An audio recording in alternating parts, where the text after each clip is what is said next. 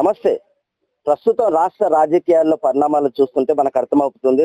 నూతన ఏదైతే కొత్త సంవత్సరం రాబోతుందో కొత్త సంవత్సరంలో కొత్త కొత్త పరిణామాలు చోటు చేసుకోబోతున్నాయని చెప్పుకోవచ్చు. ఎందుకంటే మనకు తెలుసు సెకండ్ రోల్, థర్డ్ రోల్ గా వ్యవహరించిన వ్యక్తులంతా ఈ రోజు ఆ జైలు పాలు కాబోయే పరిస్థితి ఉందని కూడా మనం చెప్పుకోవచ్చు. దాంతో పాటు కూడా మన ఉమ్మడి మహబూబ్నగర్ జిల్లాకు సంబంధించిన నేతలు కూడా ఆ పరిణామాలు ఎదుర్కోవాల్సిన పరిస్థితి ఉంటుందా అనేది ఏందనేది మనకు పూర్తి స్థాయిలో తెలియదా. పోలీస్ వ్యవస్థకు, ఆ నిఘా వ్యవస్థకు, ఆ ఫోన్ ట్యాపింగ్ వ్యవస్థకు, ఆ సినీ ఫిల్లింగ్ వ్యవస్థకు మాత్రమే తెలుసు అని చెప్పుకోవచ్చు. ప్రస్తుతం మనతోన రాష్ట్ర రాజకీయాల్లో ఎప్పటి నుంచో ఆరితేరిన వ్యక్తి మహబూబ్నగర్ శాసనసభ్యులు ఎన్ఎం శ్రీనివాస్ రెడ్డి గారు అన్నారు. సార్ చెప్పండి సార్, ఎట్లు రాబోతున్నారు వచ్చే సంవత్సరంలో రాజకీయ పరిణామాలు చాలా మారబోతున్నాయి. మనం చెప్పాం, మేము కూడా చెప్పాము, మన తొలివేలు కూడా చెప్పింది. గత నెల ఓ వ్యక్తి అరెస్ట్ అయినప్పుడు కేటీఆర్ అరెస్ట్ అయితే మరో వ్యక్తి కూడా అరెస్ట్ కావాల్సిన పరిస్థితి ఉంది. ఎందుకంటే ఆ పరిణామాలు ఉన్నాయి ఇక్కడ. ఎందుకంటే మేము అందరం ఎదురు చూసిన వ్యక్తిని, దానిలో నేను కూడా ఎదురు చూసిన వ్యక్తిని. ఎట్లుండబోతున్నాయి? ఒకటండి, గత 10 సంవత్సరాల్లో అన్ని వ్యవస్థలు విధ్వంసం చేసింది టిఆర్ఎస్ పాలనలో. విపరీతమైన అవినీతి జరిగింది. ఎక్కడ చూసినా అవినీతే ఉంది. ప్రభుత్వ ధనాన్ని పనికిరాని ప్రాజెక్టుల పేరు మీద విచ్చలవిడిగా ఖర్చు చేసి వాళ్ళ సొంత లాభాల కోసం వందల వేల కోట్ల రూపాయలు ఖర్చు పెట్టుకున్నారు.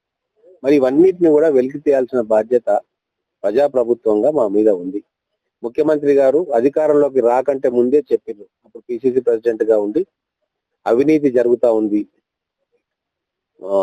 ప్రాజెక్టుల మీద అవినీతి జరిగింది, తర్వాత ఎలక్ట్రిసిటీ కొనుగోలు అవినీతి జరిగింది, కాళేశ్వరం ప్రాజెక్ట్ అవినీతి జరిగింది, యాదాద్రి పవర్ ప్లాంట్ లో అవినీతి జరిగింది, దాంట్లోనే ఈ ఫార్ములా ఈ కార్ రేసింగ్ లో కూడా అవినీతి జరిగింది అని చెప్పి ఆ రోజే చెప్పడం జరిగింది. ఈరోజు అధికారంలోకి వచ్చిన తర్వాత మా బాధ్యత ఎక్కడెక్కడ ప్రజాధనం దుర్వినియోగమైందో, ఎక్కడెక్కడ అవినీతి జరిగిందో ఖచ్చితంగా అధికారులను కావచ్చు, ప్రజాప్రతినిధులను కావచ్చు చట్టం ముందుకు తేవాల్సిన బాధ్యత మా మీద ఉంది. న్యాయస్థానాల వారికి ఏ శిక్ష విధిస్తాయి, ఏం చేస్తుంది అనేది వాళ్ళ పరిధిలోని అంశం. మా ప్రభుత్వం మాత్రం సంబంధిత అధికారులను ఆదేశించి సాక్ష్యాధారాలు సేకరించి చట్ట ప్రకారంగా ముందుకు పోవాల్సిన బాధ్యత. దాన్నే మేము ఈరోజు నిర్వర్తిస్తా ఉన్నాం. ఖచ్చితంగా అన్ని ఆధారాలు కూడా దొరుకుతాయి, అన్ని ఆధారాలు కూడా ఉన్నాయి. కమిషన్ కూడా వేసినాం రెండిట్లో. ఎలక్ట్రిసిటీ కొనుగోలు మీద కమిషన్ వేసినాం, కాళేశ్వరం మీద కమిషన్ వేసినాం. ఇప్పుడు ఫార్ములా ఈ కార్ రేసింగ్ మీద కూడా చిట్టా లేకుంటే అధికారుల చేత దర్యాప్తు చేయాలని అది చేయబోతా ఉన్నాం. గతం ప్రభుత్వం ఏదైతే తప్పులు చేసిందో ఖచ్చితంగా వాటి మీద చర్యలు తీసుకోవాలనే మాకుంది. కాకపోతే విచక్షణ రహితంగా కాకుండా పక్కా ఆధారాలు సేకరించి, పక్కా ఆధారాలు మనకు ఉంటే తప్ప వాటిని ముందుకు పోం. ఎవరి మీద కూడా కక్ష సాధింపు చేయాలని చెప్పి కూడా మాకేం లేదు. కానీ తప్పు చేసిన వాళ్ళని మాత్రం ఖచ్చితంగా వదిలిపెట్టొద్దు అనే గట్టి నిర్ణయం అయితే ఈ ప్రభుత్వం తీసుకున్నది. ఆ ప్రకారంగా పనిచేస్తా ఉంది. వాస్తవం చెప్పాలంటే ఈ రోజు వాళ్ళు 10 సంవత్సరాల్లో 22.5 లక్షల కోట్ల రూపాయల నిధులు బడ్జెట్ రూపకంగా, లోన్స్ రూపకంగా తెలంగాణ ప్రజల కోసం ఖర్చు పెట్టిందని చెప్పారు. మరి అన్ని లక్షల కోట్లు ఖర్చు పెడితే ఇక్కడ ఈ పరిస్థితి ఎందుకుంది?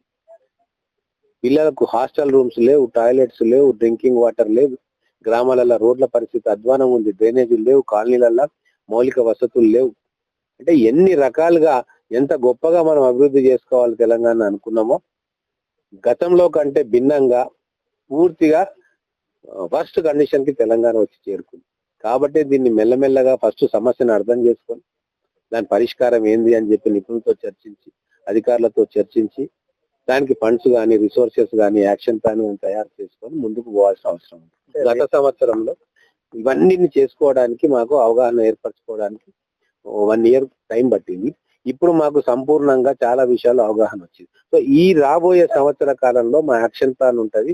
మేము అనుకున్న దిశ వైపు తెలంగాణ ప్రజలను తీసుకెళ్లడానికి, తెలంగాణ రాష్ట్రాన్ని అభివృద్ధి చేసుకోవడానికి ఏ కార్యక్రమాలు గ్రౌండింగ్ చేయాలని చెప్పి ఆ ప్లానింగ్ అయిపోయింది. ఇప్పుడు ఓన్లీ యాక్షన్ ఉంది.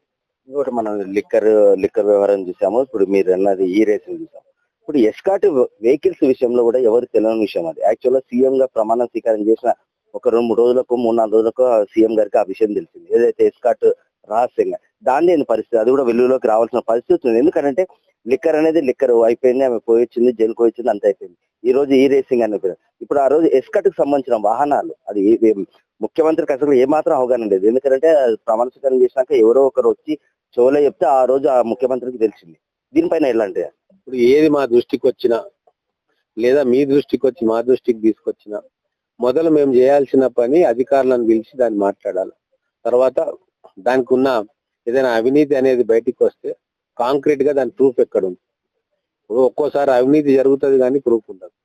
కానీ అవినీతి జరిగి రికార్డ్స్ లో ప్రూఫ్ ఉన్న దాన్ని ఖచ్చితంగా దాన్ని పర్సూ చేయాల్సిన అవసరం ఉంది. దాన్ని పోలీస్ కంప్లైంట్ ఇచ్చా, ఏసీబీని చెప్పా, లేకుంటే డిపార్ట్మెంటల్ ఎంక్వైరీ చేసి ఆధారాలు సేకరించి తర్వాత చట్టపరంగా ఏం చర్యలు తీసుకోవాలని ప్రభుత్వం నిర్ణయం తీసుకుంటాయి.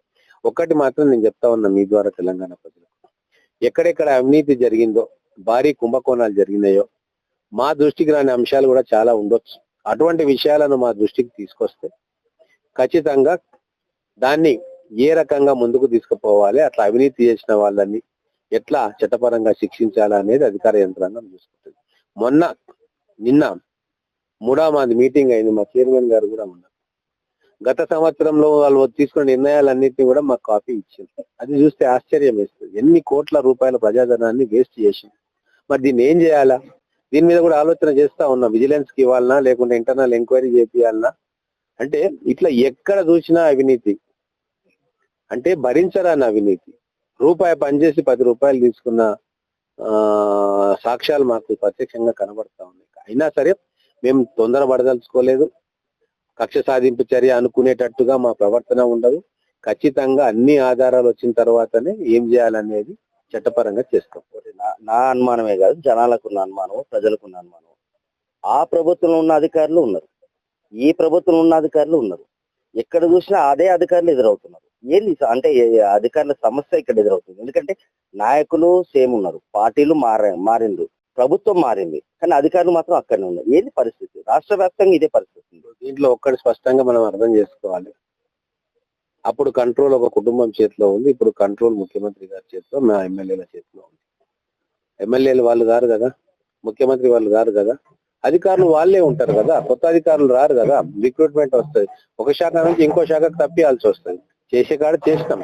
ఇక్కడ కూడా మహబూబ్ నగర్ లా ఎవరో కొద్ది మంది తప్ప మొత్తం కూడా కొత్త అధికారులే. కలెక్టర్, ఎస్పీ కాడ నుంచి కింద ఎంఆర్ఎల్ దాకా కొత్త వాళ్ళని తెచ్చుకున్నాం కదా.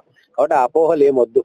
గతంలో ఏ అధికారులు అయితే ఏమైనా గ్రాస్ వైలేషన్స్ చేసి చిన్న చిన్న పొరపాట్లు ఉంటే చూసి ఊరుకుంటాం. కానీ ఏవైతే ప్రభుత్వ వ్యవస్థకే మచ్చ తెచ్చే విధంగా ఏమైనా పెద్ద నిర్ణయాలు ఉండి పెద్ద కుంభకోణాలు ఉంటే ఖచ్చితంగా అధికారులకు చెప్పి ఇన్వెస్టిగేట్ చేపిస్తాం.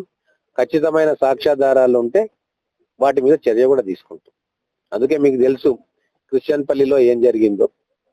దేశమంతా ఏమో ప్రచారం చేయాలని చూసారు కానీ నిజాలు నీకు తేలినాయి కదా. ఎవరు ఏం చేసిండ్రు, ఎట్లా ఉన్నాయి, ఏందని తేలింది. కాబట్టి చట్టం తన పని తాను తీసుకుపోతా ఉంది, వాళ్ళకి శిక్ష కూడా పడుతుంది. కాబట్టి అబద్ధం ప్రపంచం అంతా తిరిగి వస్తుంది, నిజం నిలకడగా తేలుతుంది. కాబట్టి మనం నిజం వైపు ఉన్నాము, నిజం కోసం ప్రయత్నం చేస్తున్నాము, పనిచేస్తున్నాము. ఇది ఇక్కడ పరిస్థితి. ముఖ్యమంత్రి ఆధ్వర్యంలో చట్టం తన పని తాను చేసుకుని పోతుంది. ప్రజలు మాత్రము శ్రమదానం చేసి మీ ప్రాంతాలను, అంటే మేము పాలకులం కాదు సేవకులకు, మన పేరిట ఏదైతే కొటేషన్ స్టార్ట్ చేయడం జరిగిందో, మహబూబ్నగర్ ఎమ్మెల్యే శాసనసభ్యులు ఎవరైతే ఉన్నారో వాళ్ళు ఈ శ్రమదానం చేయడం జరుగుతుంది. సార్, ఎట్లా అనిపిస్తుంది ఈ శ్రమదానం వల్ల అంటే కలిగే లాభాలు ఏంటి? లేకపోతే మీరంతా ఆ ఇంటి యజమానులకు కానీ ఆ ప్రాంత ప్రజలకు కానీ మీరేమన్నా మీరు చేయకపోతే మేము వచ్చి చేస్తామని అంటున్నారు? ఇప్పుడు ఒకటి, మనము ప్రజాప్రభుత్వం వచ్చింది, దాదాపు సంవత్సరం దాటిపోయింది. మొదటి రోజు నుంచి కూడా మాకు ఒక లక్ష్యం, మేము పాలకులం కాదు సేవకులం. అధికారం అనేది మాకు ప్రజలు ఇచ్చింది, మేము అధికారాన్ని వెలగబెట్టడానికి, సౌఖ్యాలు అనుభవించడానికి, అధికార దర్పం చూపించడానికి కాదు, ప్రజలకు సేవ చేయడానికి, వాళ్ళకున్న సమస్యలను విని అర్థం చేసుకొని తీర్చడానికి సేవకులుగా ప్రజాప్రతినిధులు ఉండాలి. ఇదే కాన్సెప్ట్ తోటి అనేక కార్యక్రమాలు మహబూబ్నగర్ నియోజకవర్గంలో చేపట్టినాం.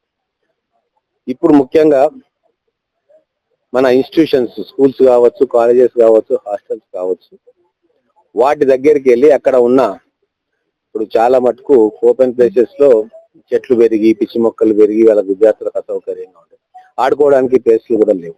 సో అటువంటి ప్రదేశాల్లో మేము వెళ్ళి అన్నిటిని క్లీన్ చేసి, మన మున్సిపాలిటీ ద్వారా కూడా వెహికల్స్ తెప్పించి, వాళ్ళని తెప్పించి, మా కార్యకర్తలు మేము కూడా శ్రమదానం చేసి ఒక మంచి పాజిటివ్ మెసేజ్ ను పబ్లిక్ ఇవ్వాలని అనుకున్నాం. ఇప్పటికీ మేము బీడీ కాలేజ్ కి పోయినాం, అక్కడ టాయిలెట్లు లేవు అని చెప్పి అమ్మాయిలు చెప్తే ఇమ్మీడియట్ గా టాయిలెట్ కన్స్ట్రక్షన్ చేస్తా ఉన్నాం, అది పూర్తిగా వచ్చింది. అలాగే హాస్టల్స్ విజిట్ చేసినాం, చాలా సమస్యలు పిల్లలు మాకు చెప్పిండ్రు. ఇమ్మీడియట్ గా వాటిని ఇమ్మీడియట్ గా పరిష్కారం చేసేటివి ఆరో ప్లాంట్లు ఇవ్వడము, టాయిలెట్స్ కట్టియడం, లేదా వాళ్ళకి షెడ్స్ ఇవ్వడము, రీడింగ్ రూమ్స్ పెట్టడం, లైబ్రరీ బుక్స్ ఇవ్వడము, ఇటువంటివన్నీ కూడా మేము చేస్తా ఉన్నాము. అధికారులకు రిపోర్ట్ పంపిస్తున్నాము, శాంక్షన్ చేపించి పని చేపిస్తా ఉన్నాం. తర్వాత ఈ రోజు ఇక్కడ పాలిటెక్నిక్ కళాశాలకు వచ్చినాం. చాలా పెద్ద క్యాంపస్ ఇది. దాదాపుగా 1954లో ఇది ఇక్కడ మొదలైంది, అంటే 70 సంవత్సరాలు అయింది. కొన్ని వేల మంది ఈ ఇన్స్టిట్యూట్ నుంచి బయటికి వెళ్ళి వాళ్ళ జీవితాల్లో స్థిరపడ్డారు. మహబూబ్ నగర్ ఒక అసెట్ లాంటిది. అందుకే ఇక్కడ 32 ఎకరాల క్యాంపస్, దీన్ని సద్వినియోగం చేసుకోవాలి. పూర్తిగా అడవిలాగా తయారైపోతే వీటన్నిటిని క్లీన్ చేస్తా ఉన్నాం. హాస్టల్స్కి వెళ్ళి విద్యార్థులను కూడా అడిగి తెలుసుకున్నాం వాళ్ళ సమస్యలు ఏమున్నాయి. మన ప్రొఫెసర్ ప్రిన్సిపల్ గారు కూడా మాతో పాటే ఉన్నారు. ఇది ఒక ప్రత్యేకమైన క్యాంపస్. ఇది అంటే మీరు ఇప్పుడు ఓన్లీ కాలనీ వైజ్ తిరుగుతారా, ప్రతి ఇంటింటికి తిరిగి ఒక 5-5 నిమిషాలు వాళ్ళతో గడిపి వాళ్ళ కుటుంబ సమస్యలతో పాటు ఎట్లున్నారు ఏంది ఏం కదా అనేది కానీ భవిష్యత్తులో మనం చేసే అవకాశం? మొదలు మనం ఏంటంటే ఎడ్యుకేషనల్ ఇన్స్టిట్యూషన్స్ కి పోతా ఉన్నాం. మన పిల్లలు చదువుకునే విద్యాలయాలు వాటిని మొదలు బాగు చేసుకోవాలి. పిల్లలకి ఏదైనా చేదోడు వాదోడుగా ఉండాలి. ఇప్పుడు ఎగ్జామ్స్ వస్తున్నాయి, 10th క్లాస్ ఎగ్జామ్స్. కాబట్టి వాళ్ళకు మానసిక స్థైర్యం ఇచ్చి మంచిగా చదువుకోమని చెప్పి వాళ్ళకి కావాల్సిన సదుపాయాలు ఏమన్నా ఉంటే వాళ్ళు టెన్షన్ ఫ్రీగా చదువుకోవడానికి మేము ఏం చేయగలుగుతాం ఈ నెల రోజుల లోపల దాని మీద కాన్సన్ట్రేట్ చేసి ఫస్ట్ ఇన్స్టిట్యూషన్స్ కి పోతా ఉన్నాం. ఇక్కడికి వచ్చిన తర్వాత పిల్లల్ని అడిగితే వాళ్ళ మెస్ బిల్లులు చాలా ఎక్కువ ఉన్నాయి. స్టూడెంట్స్ మెయింటైన్ హాస్టల్ ఇది పాలిటెక్నిక్ లో. వాళ్ళకి నెలకు దాదాపు 40,000 రూపాయలు కేవలం కూరగాయలు కొనుక్కోవడానికి ఖర్చు అవుతుందని చెప్పారు. ఇమ్మీడియట్ గా ఇప్పుడు మున్సిపల్ అధికారులను చైర్మన్ గారికి చెప్పి ఇక్కడ దాదాపుగా 8 to 10 acres క్లియర్ చేపిస్తా ఉన్నాం జంగిల్ అంతా. అక్కడ మనం కూరగాయలు పండించబోతా ఉన్నాం. దానికి కావాల్సిన హార్టికల్చర్ ఆఫీసర్, దానికి కావాల్సిన పరిజ్ఞానము వాళ్ళందరితో మాట్లాడుతూ ఉన్నాం. వీలైతే డ్రిప్ ఇరిగేషన్ కూడా పెడతాం. సో ప్రభుత్వ డిపార్ట్మెంట్ సహాయ సహకారాలతో ఇక్కడ ఒక చిన్న ఎక్స్పెరిమెంట్ మేము మొదలు పెడతా ఉన్నాం. ఇది మన పాలిటెక్నిక్ పిల్లలకే కాదు, నగరంలో ఉన్న SC, ST, BC welfare hostels అన్నిటికి కూడా ఇక్కడ నుంచి కూరగాయలు పోవాలి. వాళ్లకు స్వచ్ఛమైన పౌష్టికాహారం వాళ్ళకు దొరకాలి. మంచిగా ఆకుకూరలు, కూరగాయలు, పిల్లల మేధస్సును పెంచేవి ఏముంటాయో అవన్నీ కూడా ఇక్కడ పండించాలని చెప్పి ఇప్పుడు మా టీం అంతా కూడా ఒక నిర్ణయం తీసుకుంది. ఖచ్చితంగా ఇది ఒక ఎక్స్పెరిమెంట్ గా మేము చేయదలుచుకున్నాం. ఈ సక్సెస్ అయితే మిగతా ప్రాంతాలు కూడా మమ్మల్ని చూసి వాళ్ళు కూడా ఇంప్లిమెంట్ చేయొచ్చు. దీనికి విద్యార్థులు కూడా ఓకే అన్నారు.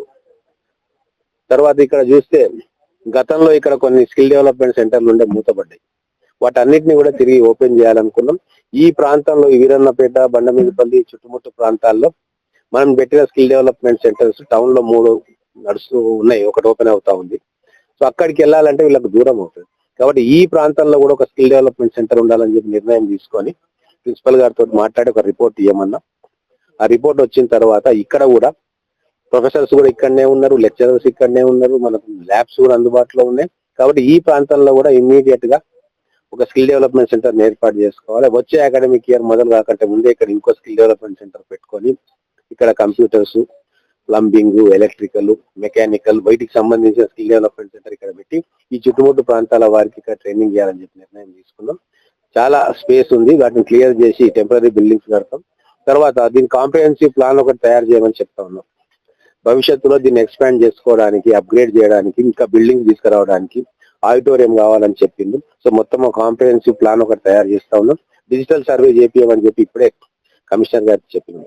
ఆ డిజిటల్ సర్వే ఆధారంగా ఎక్కడెక్కడ ఏ బిల్డింగ్స్ కావాలి, ఫ్యూచర్ లో ఓపెన్ స్పేస్ ఎక్కడ ఉంటాయి, గార్డెన్ ఎక్కడ ఉంటుంది, ప్లే గ్రౌండ్ ఎక్కడ ఉంటుంది, ఇవన్నిటిని కూడా ప్లాన్ చేసి ప్రాపర్ గా మళ్ళీ ఇంకొక 30-40 సంవత్సరాల వరకు మనం ఏమేం చేసుకోవాలి అని చెప్పి ఒక లాంగ్ టర్మ్ విజన్ తోటి మేము పోతే ఇది ఇప్పుడున్న స్థాయి కంటే కూడా ఎన్నో రెట్లు ప్రతిష్టాత్మకంగా ఈ ఇన్స్టిట్యూట్ తయారవుతుందని చెప్పి మేము ఆశిస్తా ఉన్నాం.